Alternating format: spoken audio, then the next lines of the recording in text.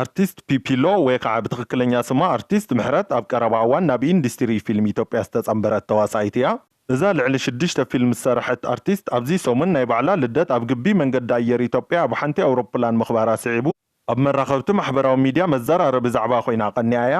ሎማዓንቲ የካቲት 3 2017 ዓ.ም መንገዲ ኣየር ኢትዮጵያ ኣብ ዘውፅኦ ዕላው መግለጺ እቲ አርቲስት ፒፒሎ ልደታ ንምኽባር ኣብ ግቢ መንገዲ ኣየር ኢትዮጵያ ዘካየደቶ ቀረጻ ካብ ፍቃድ መንገዲ ኣየር ኢትዮጵያ ወጻኢ ዝተካየደ ምዃኑ ሓቢሩ ኣሎ እቲ መንገዲ ኣየር ኢትዮጵያ ዘውፅኦ ዕላው መግለጺ ሓንቲ ግለሰብ ኣብ መዳያዊ ኣውሮፕላን ዝተፈላለዩ መጋየፅታትን ዲኮራትን ብምግባር ዝተሰኣለቶ ፎቶ ኣብ ማሕበራዊ ሚድያ ክዛወር ከም ዝረኣየ ገሊጹ ዘሎ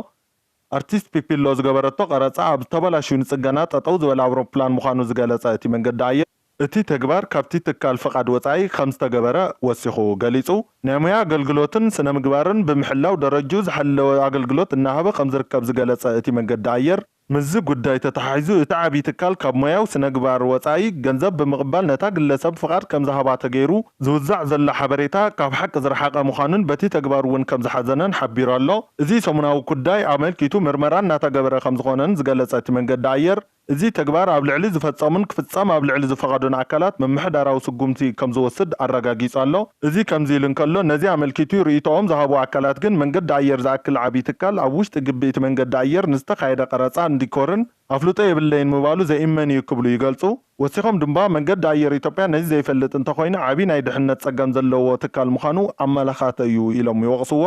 ሓደ ርእይቶኦም ወሃብቲ ኣካላት እውን እማን እዩ ሰብኣይ ትፍትሹን ቦርሳ ኢኹም ትፍትሹ ክብሉ ሓጭጨምሎም እዮም እዚ ከምዚ ኢሉ እንከሎ ነዚ ቀረጻ ዘካየደት አርቲስት ፒፒሎን